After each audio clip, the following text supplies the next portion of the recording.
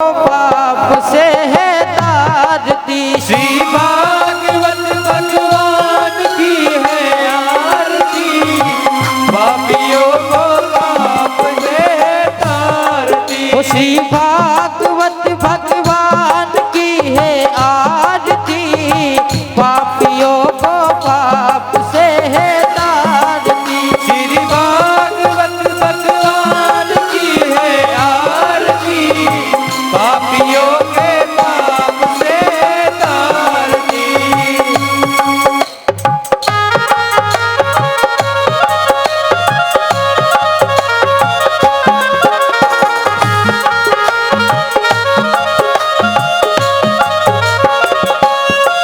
यह अमर ग्रंथ ये मुक्ति पंथ ये पंचम वेद निराला, नव ज्योति जगाने वाला।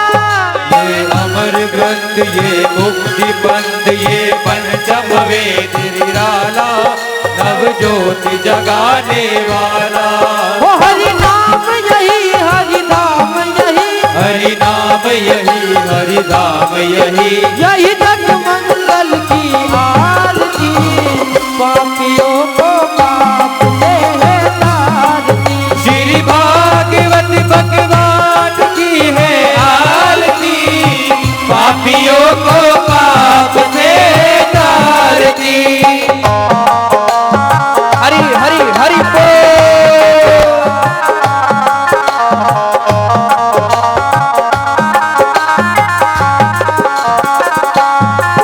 यह शांति गीत पावन पुनीत पापों को मिटाने वाला, हरि दर्श दिखाने वाला।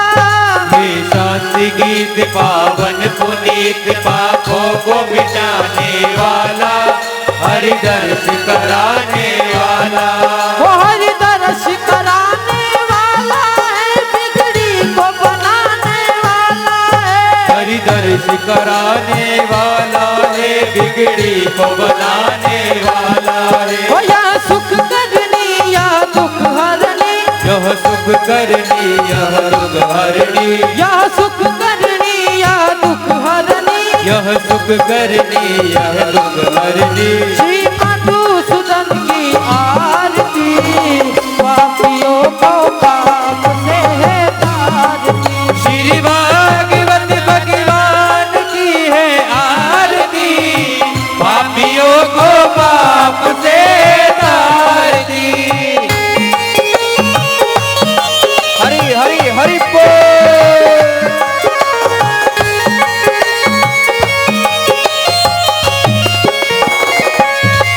यह मधुर बोल जग फंद खोल, सत्य मार्ग दिखाने वाला, बिगड़ी को बनाने वाला। ये मधुर बोल जग पंथ खोल, सन्मार्ग बताने वाला, बिगड़ी को बनाने वाला।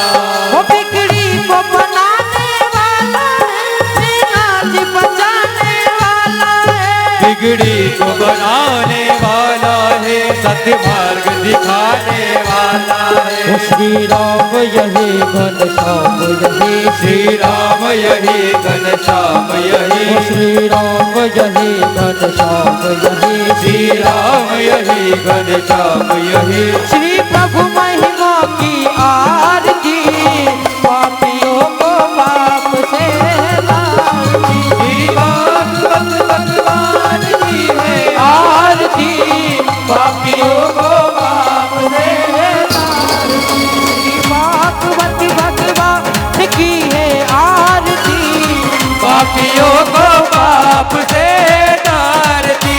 कर्पूर घोरम करुणावतारम, संसारसारम भुजगेन्द्रहारम, सदा वसन्तं हृदयारविन्दे भवं भवामि सहितं सुतं केशवं श्रीरामनारायणं, कृष्णदामोदरं श्रीवासुदेवं भज। श्रीरं माधवं गोपिकावल्लभं, श्रीजानकी विनायकं श्रीरामचन्द्रं भज। जानकी विनायकं श्रीरामचन्द्रं भज। देखिए, जिनको भी परमात्मा ने एक हाथ दिया है वो एक हाथ से ऊपर करे, और जिनको दोनों हाथ दिए हैं वो दोनों हाथ से ऊपर करके ओ हरे रामा हरे रामा हरे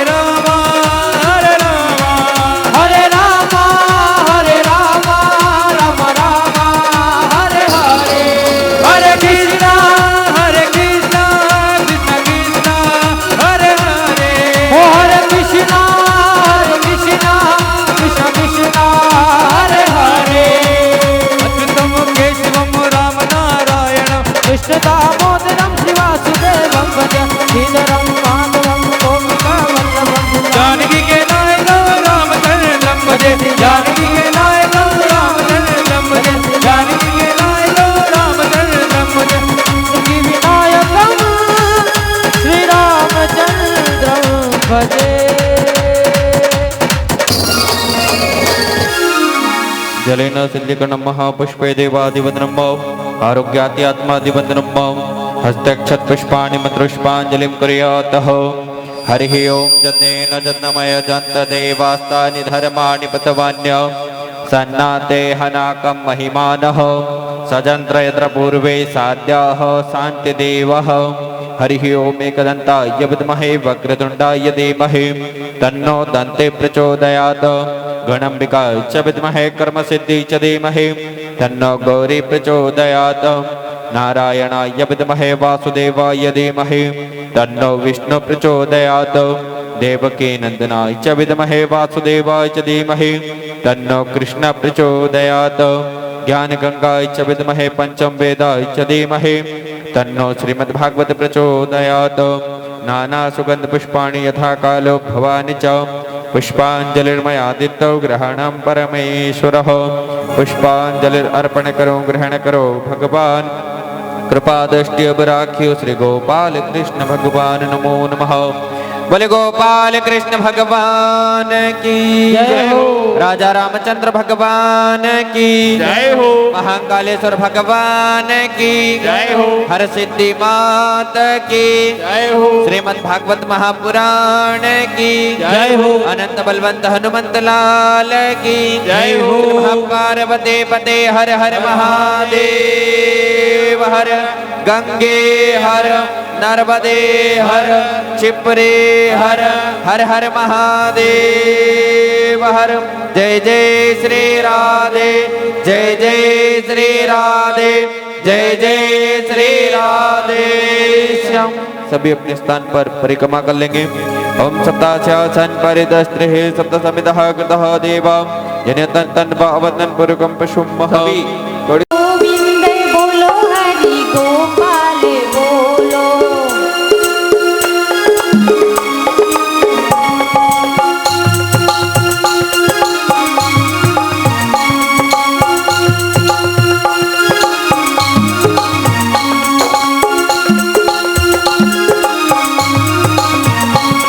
ओ गोविंद बोलो हरि गोपाल बोलो। गोविंद बोलो हरि गोपाल बोलो। राधा रमण हरि गोविंद बोलो।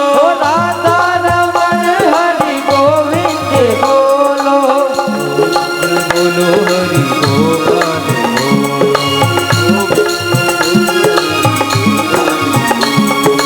गोविंद बोलो हरि गोपाल बोलो। गोविंद बोलो हरि गोपाल बोलो। राधा रमण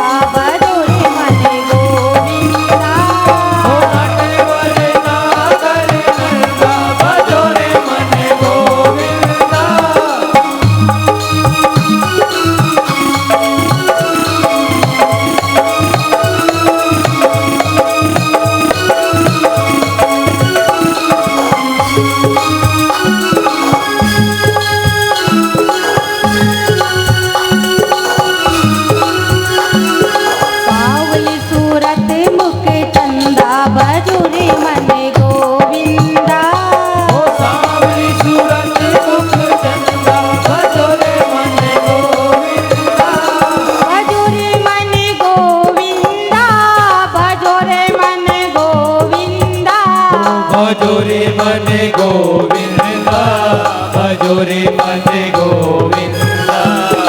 नटवरी नागर नंदा भजो रे मन गोविंदा। ओ नटवर नागर नंदा भजो रे मन गोविंदा। नटवर नागर नंदा भजो रे मन गोविंदा।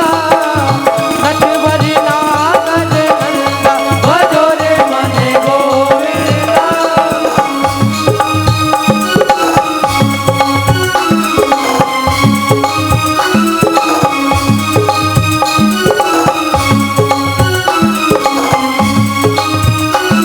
भजो रे मन गोविंदा, भजो रे मन गोविंदा। भजो रे मन गोविंदा, भजो रे मन गोविंदा। नटवरी नागर नंदा भजो रे मन गोविंदा। ओ नटवर नागर नंदा भजो रे मन गोविंदा। नटवर नागर नंदा भजो रे मन गोविंदा। नटवर नागर नंदा भजो रे मन गोविंदा।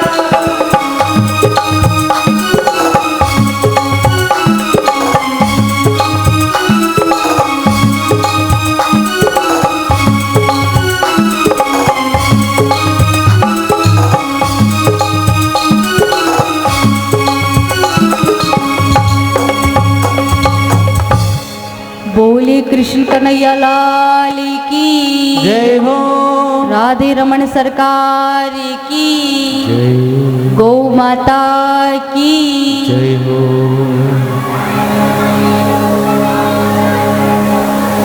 कल हमने रुक्मणी विवाह के दर्शन करे। इस प्रकार भगवान के कल रुक्मणी विवाह हुआ और भगवान के 16,100 रानियों को भामासुर नाम का एक दैत्य था जो उनको बंदी बना रखा था। तो भगवान श्री कृष्ण ने उस भामासुर नाम के दैत्य से बहुत महायुद्ध होता है और जैसे ही युद्ध होता है युद्ध में उस दैत्य को पराजित कर देते हैं और भगवान सारी रानियों को अपने पास लेकर आ जाते हैं।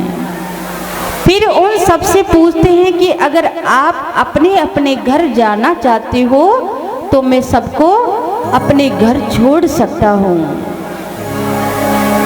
लेकिन सारी रानियां यही कहती है कि हम इतने दिन तक इनके पास रहे और अब हम वापस घर जाएंगे तो समाज हमें स्वीकार नहीं करेगी, इसलिए हम जैसे भी हैं आप ही की शरण में रहना चाहते हैं। बोले कृष्ण कन्हैया लाल की जय हो। सभी कार्यकर्ताओं से निवेदन है कि थोड़ी देर शांति बनाए रखें। ऐसे भी आज कथा थोड़ी देर ही होगी। शोर ही इतना ज्यादा आ रहा है कि कुछ सुनाई नहीं दे रहा।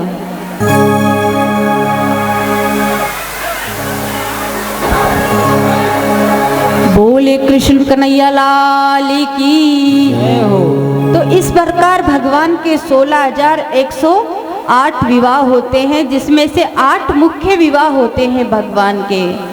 जो पहला उनका विवाह होता है वो रुक्मिणी जी के साथ होता है। दूसरा विवाह होता है भगवान का वो सत्यभामा के साथ होता है। तीसरे विवाह होता है जामवती के साथ होता है और चौथा विवाह भगवान का फालंदी के साथ में होता, मित्रबंधा के साथ होता और सत्यभामा के साथ होता है। इस प्रकार भगवान के विवाहों के हमने दर्शन करे और भगवान के इतने कुल विवाह हुए। अब उधर भगवान श्री कृष्ण और सुदामा जी जब गुरुकुल में मिले थे और गुरुकुल से बिछड़ जाते हैं, उसके बाद सुदामा जी का विवाह भी होता है और विवाह होने के बाद कई समय गुजरता है। गुजरने के बाद उनके बालक भी होते हैं और गुरुकुल में उनके गुरुजी ने कहा था गुरु माता से कि सुदामा जी ने अपने जीवन में दरिद्रता लिख दी है। इसलिए समय गुजरता गया और वो समय आ गया था कि सुदामा जी बहुत अत्यंत गरीब हो गए थे। उनके पास दोनों टाइम का खाने का भोजन प्रसादी भी नहीं थी। उनके बच्चे भी भूखे मरने लगे। तो एक दिन उनकी धर्म पत्नी उनसे कहती है कि आपके तो इतने बड़े राजा है, द्वारिका के धीश है, आपके परम मित्र है, आप उनके पास जाइए और आपकी कम से कम वो सहायता करेंगे।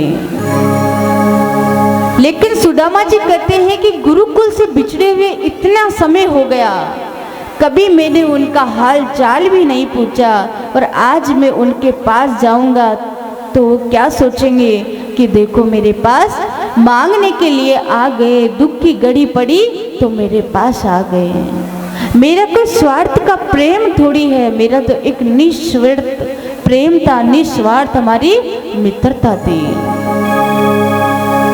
लेकिन उनकी धर्म पत्नी कहती है कि कोई बात नहीं, आप उनसे मिलके ही आ जाना, उनसे कहना कुछ भी नहीं है, बोलना कुछ भी नहीं है, आपको मिलकर ही आना है। और सुदामा जी जाने के लिए तैयार हो जाते हैं।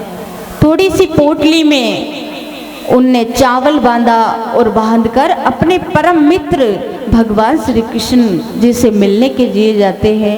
आप और हम भगवान श्री कृष्ण कैसे मिलते हैं, सुदामा जी और भगवान श्री कृष्ण का कैसे मिलन होता है, सभी दर्शन करेंगे। बोले कृष्ण कन्हैया लाल की जय हो। अरे द्वारपालो कन्हैया से कह दो किधर पे सुदामा करीब आ गया है, किधर पे सुदामा करीब आ गया है। ओ अरे द्वारपालो कन्हैया से कह दो, अरे द्वारपालो कन्हैया से कह दो किधर पे सुदामा करीब आ गया है, किधर पे सुदामा करीब आ गया है।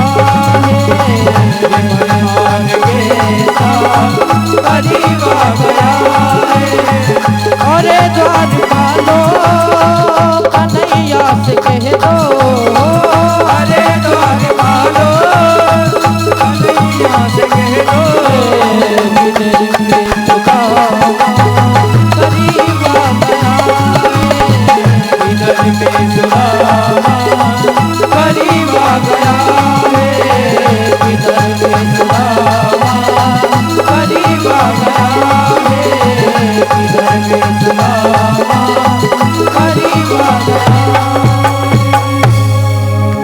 बोले कृष्ण कन्हैया लाल की, राधे रमन सरकार की। उधर कौरव महाभारत का जब युद्ध हो गया था तो कौरव की माता गंधारी थी, तो उसने भगवान श्री कृष्ण को श्राप दिया था कि आप चाहते तो इतना ही युद्ध हुआ उसे आप रोक भी सकते थे, लेकिन आपने ऐसा नहीं किया। इसलिए मैं आज तुमको ये श्राप देती हूँ कि जिस प्रकार मेरा वंश समाप्त हुआ उसी दिन एक दिन तुम्हारा पूरा वंश भी समाप्त हो जाएगा। अब धीरे धीरे समय निकलता गया और गंधारी ने जो श्राप दिया था वो श्राप का असर होने लगा। कई सारे संत महर्षि थे, गर्ग ऋषि वगैरह, कौंडल्य ऋषि, सब एक साथ उसी नगरी में आए हुए थे और वहां पर कुछ आपस में चर्चा कर रहे थे। तो जैसे ही वो कुछ चर्चा वहां पर करते हैं तो वहां पर जो भगवान श्री कृष्ण थे, इनके परिवार के सब पौत्र पौत्र इत्यादि सारे वहां पर सब वहीं आसपास खेल रहे थे। तो उन्होंने मन में विचार किया कि ये जब जो सभी ही संत महात्मा है, अभी इनके पास चलते और जाके इनको चिढ़ाते हैं कि देखते हैं कि ये इतने शक्तिशाली है क्या, इनकी बात सत्य होती है क्या। तो एक बालक को उन्होंने स्त्री का वेश बनाकर उन संत महात्माओं के पास ले जाते हैं और उनको जाकर प्रणाम करते हैं। और जैसे ही उनको प्रणाम करते हैं और उनसे पूछते हैं कि महाराज श्री आप ये बताइए कि इनके बालक होगा या बालिका होगी।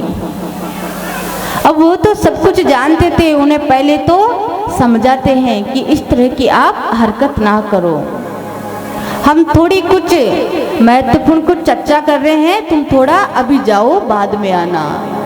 लेकिन वो मानते नहीं है।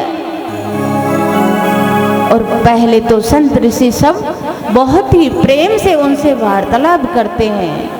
इतने में भगवान श्री कृष्ण सोचते हैं कि अगर जब तक इनको क्रोध नहीं आएगा तो जो गंधारी ने जो श्राप दिया था उसका असर कैसे होगा। तो योग माया को आदेश देते हैं कि जाकर और संत महात्माओं के मस्तक पर बैठो। और जैसे ही योग माया संत ऋषियों के मस्तक पर बैठती है और जैसे ही धीरे धीरे उनको क्रोधित होने लगते हैं, गुस्सा आने लगता है। और इतने में उनके मुखारविंद से निकलता है कि इनके ना लड़का होगा ना लड़की होगी, कि एक जो मुसल होगा और इसमें लोहे की कील निकलेगी। अब ये बात उनको सुनते ही उग्रसेन के पास आकर वो बताते हैं कि ऐसी ऐसी बात हो गई। उग्रसेन जी ने कहा कि कोई बात नहीं, थोड़ी दूर ही जाकर बहुत बड़ी नदी है, उसमें जाकर इसको पूरी घिस दो ताकि इसका एक टुकड़ा भी नहीं बचना चाहिए। अब वहां पर सब जाकर उस नदी में उसको घिसते हैं, थोड़ा एक बारीक टुकड़ा रह जाता है। उस टुकड़े को एक उसी नदी में एक बहुत बड़ी नदी रहती है, उसी में एक मछली आती है और वो अपने मुख में उसको ले लेती है। वहीं पर कुछ देर पीछे एक शिकारी आता है शिकार करने के लिए और मछली को वहां से पकड़ कर ले जाता है। और जैसे ही पकड़ कर ले जाता है उसको वहां पर ले जाने के बाद में उसमें से एक कील निकलती है, बहुत ही सुंदर, जैसे कि मणि की जैसे लग रही थी।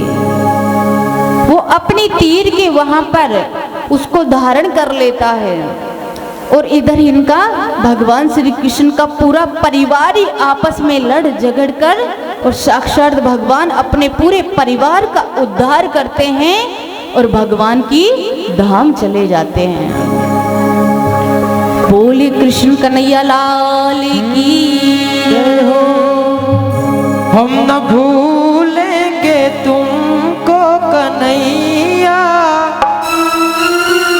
तुम भुलाने की कोशिश ना करना। हम न भूलेंगे तुमको कन्हैया, भुलाने की कोशिश ना करना। दिन दुखियों के तुम हो दाता, दिन दुखियों के जब तुम दाता, तो रुलाने की कोशिश ना करना। हम ना भूलेंगे तुमको कन्हैया, तुम भुलाने की कोशिश ना करना।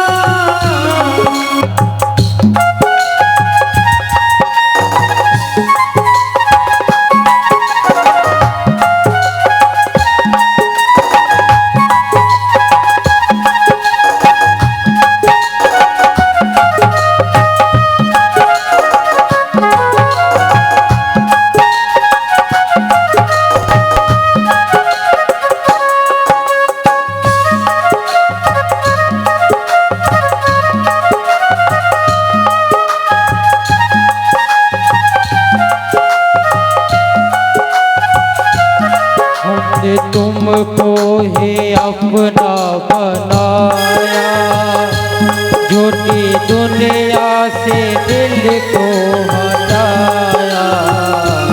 हमने तुमको ही अपना बनाया, झूठी दुनिया से दिल को हटाया। तो अपना रास्ता दिखा दो कन्हैया, अपना रास्ता दिखा दो कन्हैया। घर लौटाने की कोशिश ना करना। हम ना भूलेंगे तुमको कन्हैया, तुम भुलाने की कोशिश ना करना।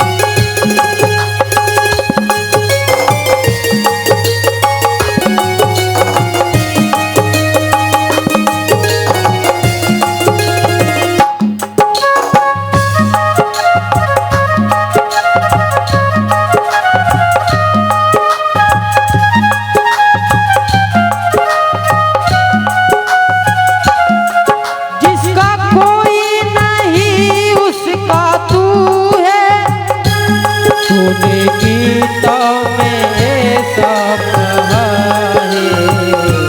जिसका कोई नहीं उसका तू है, तूने गीता में ऐसा कहा है।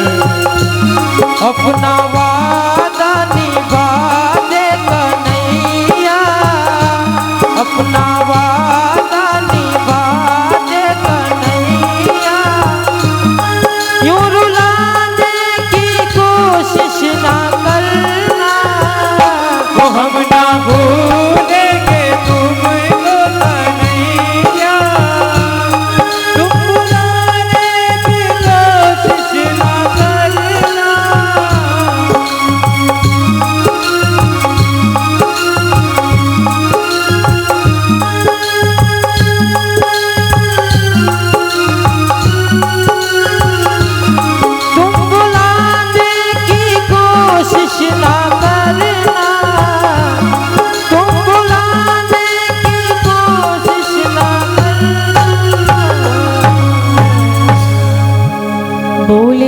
कन्हैया लाल की, राधे रमन सरकार की।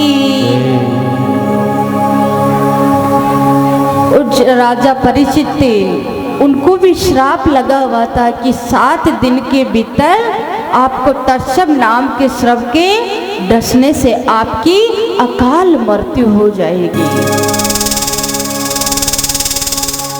तो धीरे धीरे वो समय बहुत ही निकट आ गया। इधर भगवान ने सब परिवार को अपनी धाम पहुंचा देते हैं।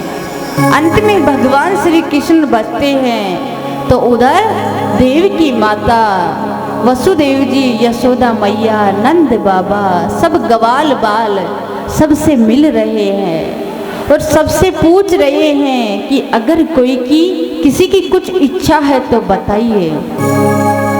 देव की माता कहती है कि मैं इतने दिन जीवित थी तो सिर्फ आपके लिए जीवित थी, पर मेरी एक इच्छा है कि मेरे 6 पुत्र वापस लौटा दो। तो भगवान साक्षात यमलोक जाते हैं और देव की माता को उनके 6 पुत्र वापस लौटा देते हैं।